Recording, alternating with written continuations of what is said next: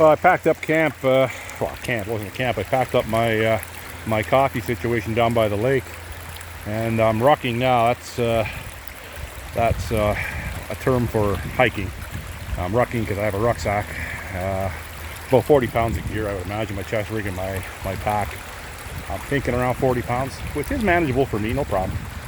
But yeah, I've done about 2K. So look at this. You believe it's right in the city, yeah? So this is the Etobicoke Creek. I know this little forest well because about 30 years ago I lived here, around here, and I used to take my dog down into this stretch of the Etobicoke Creek, and a little brook running through here. You know, if you had to, you could filter this water and drink it. It looks a lot better than the Humber River. I don't know if it is or it isn't, but I'm assuming that it is. I don't know where this little stream comes from, but you know, there could be some road wastewater in it. You don't know. I'm assuming it does have that. We are within the Greater Toronto area with a population of what, 5 or 6 million people. So the unfortunate part about these nature preserves within the city, they're not free of pollution, but they look nice. On the other side of this river or creek, the Etobicoke Creek, there's a golf course. I'm not sure what golf course it is, but it's a private course, and yeah, it's nice through here. It's a beautiful hiking trail. Biking too, I suppose. I wouldn't want to bring my e-bike in here. It's maybe a little too robust for my bike, but yeah, it's a beautiful trail. Good time of the year too, fall. The leaves changing. Haven't had a significant rain in a little while, so the river is lowish, and it looks clean. Oh, we got a big fallen tree over here. I think we'll go around that. Yeah, this trail that runs just over there, it's a paved trail. You know, it's got to be one of the nicest in the city. Compared to the Martin Goodman Trail over, well, I don't know. Yeah, I guess it's a Martin Goodman. This isn't. Compared to the one that runs parallel with the Humber River, I prefer this one. It's much nicer in my opinion. Yeah, like over here, like I said earlier, I know this area quite well, but it has changed. It has changed over the years. There used to be more of a, on this side over here, there used to be more of I don't know, like a beach area. Like, I guess, I don't know if you call it a beach, but it's, the landscape has changed, and you know, that can be expected. You're next to a river and during storms and whatnot. But yeah, you see a little bit of a cliff here. It's not the Mazenah rock from last week, which was 330 feet tall with pictographs on it. This is just the banks of the Etobicoke Creek, but I would say, what are we there? We're about 50 feet tall. I would say they're 50, 10, 20, yeah, about 50 feet. But look at all the rock over there. Yeah, it's beautiful in here. Very, very nice. All the leaves are changing, as you can see here. Some nice big trees here. Like, the growth in this forest is with the canopy cover. It is really, really nice, but you know, I can't stress that enough.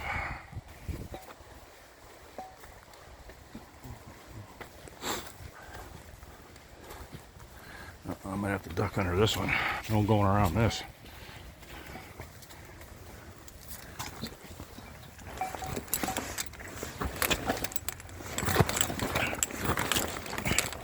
Got my pack caught a little bit because I got my my table sticking out the back, my breakdown table. Well, I think I'm going to set camp up around here, so I have to have lunch. I didn't have any oatmeal this morning. Like I said I was going to. I didn't have it. I just had coffee, but I'm getting kind of hungry.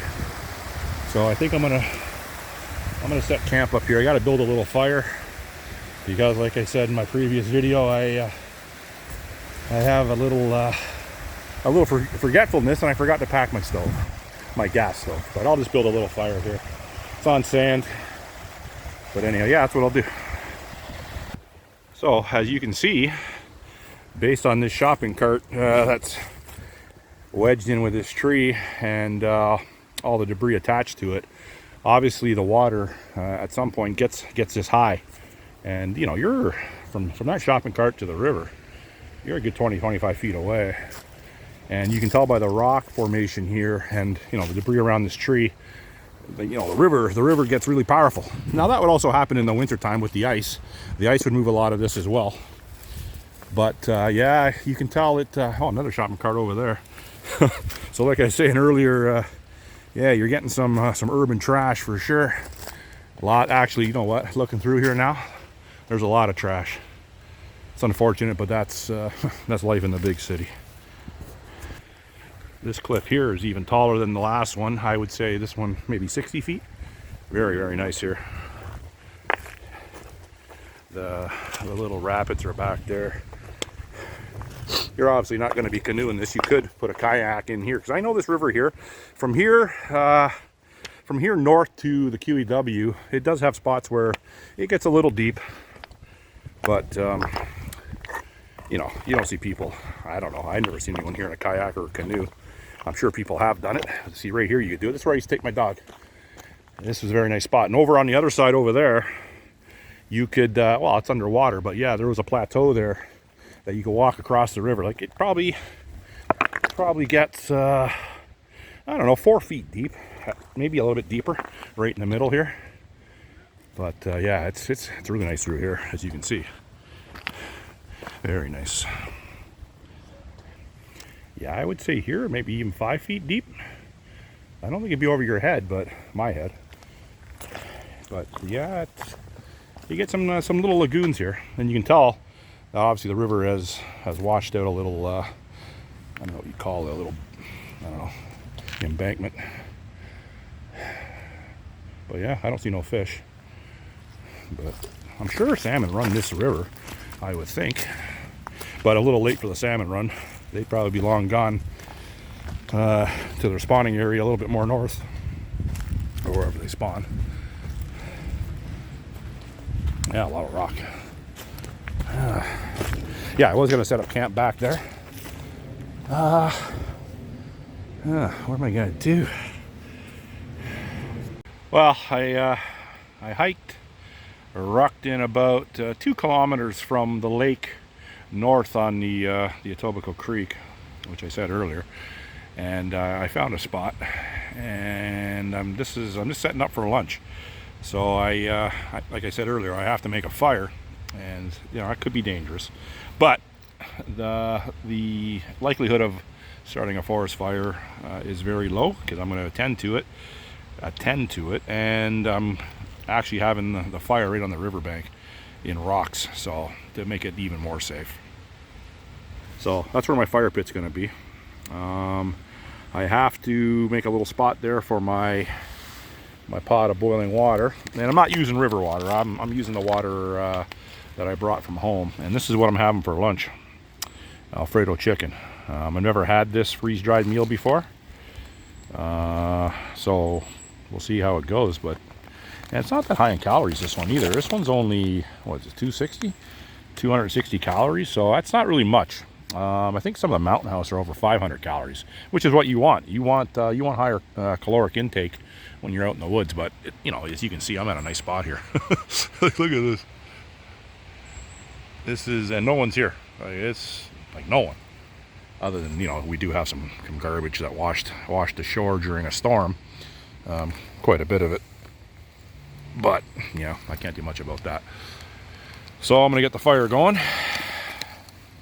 and have a little lunch, because I'm hungry. All this messing about got me hungry, and I'm not using a ferro rod or tinder.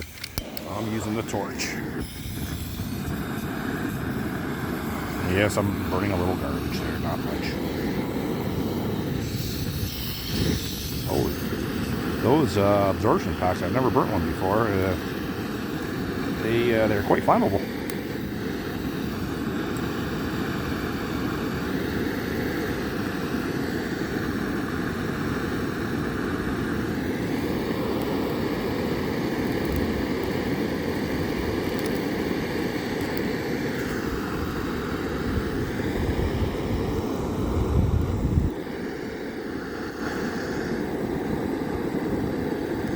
So obviously this makes it a lot quicker. And this wood is dry, and as you can see, There's an abundance of wood around here.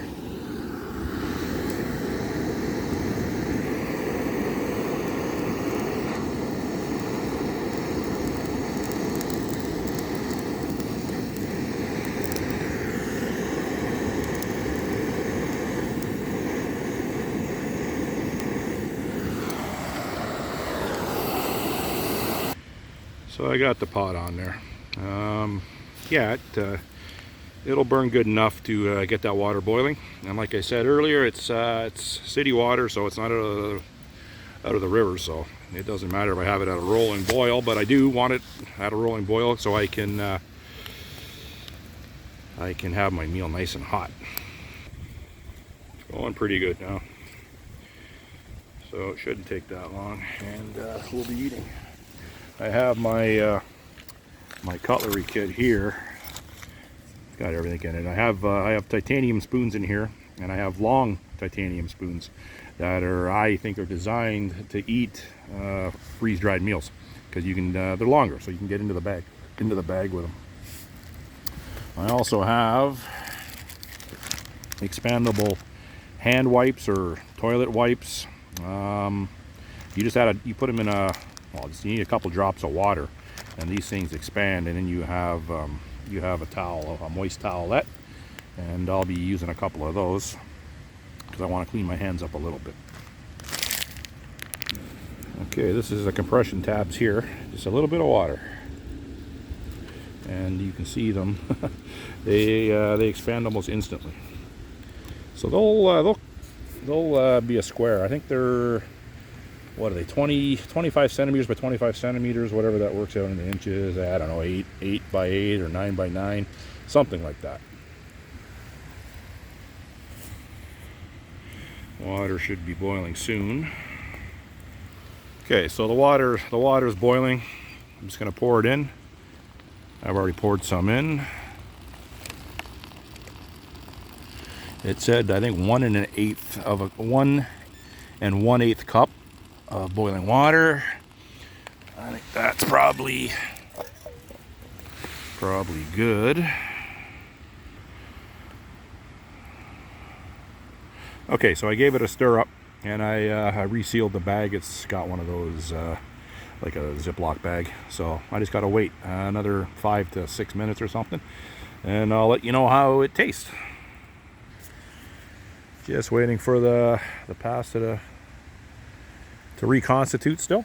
It's coming along nicely by the feel of the bag. I might have added too much water to it, but that's okay. In a survival situation, it's good to get some water in you anyways, to rehydrate, to stay hydrated. Just looking at this bank across the river here, and oh yeah, it's obviously the sun's beaming right on me. I picked this spot because I want to be in the sun. It's a little breezy down here. It's not cold, but it's nice in the sun. That's why I picked this spot, and I also picked this spot because it'd be less susceptible to have a continuation fire. But it's almost out anyways. I'm gonna put it completely out with water before I leave here, so it won't be a problem. So my first impression, it smells good. Let's see how it tastes.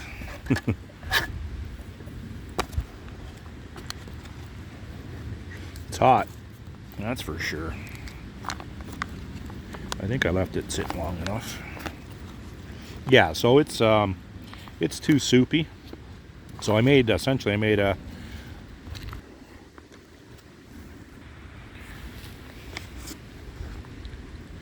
see how it tastes.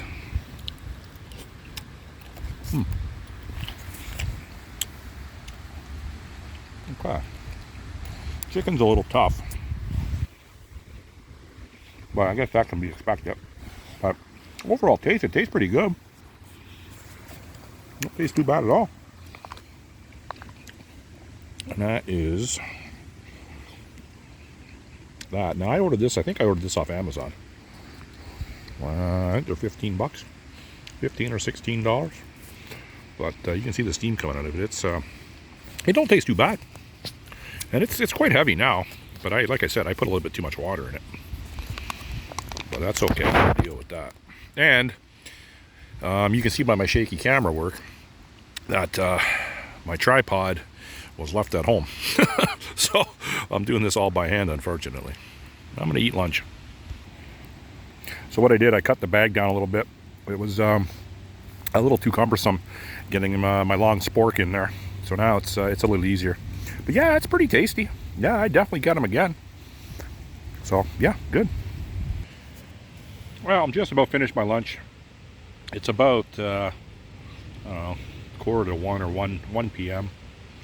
And I'm just going to finish it up, and I'm going to read some more on my book on the banks of the Etobicoke Creek.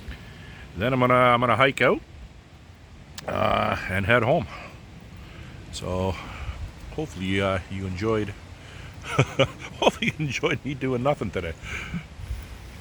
What we got over there? Oh, I thought I just seen an animal. No animals. Seen a bear up north running in front of our car. Oh, that's a squirrel. Seen a bear, a little bear running in front of our car last Saturday, I believe it was. But nothing. I've seen deer down here before, but I haven't seen nothing today. And I'd be okay if I did see something. And I see a coyote, a couple coyotes, a couple deer, but no. There won't be any bear. There definitely won't be any bear. There won't be any bears down here. If I see a bear down here, that would be shocking. But anyhow, enjoy the rest of your Saturday and have a happy Thanksgiving, everyone.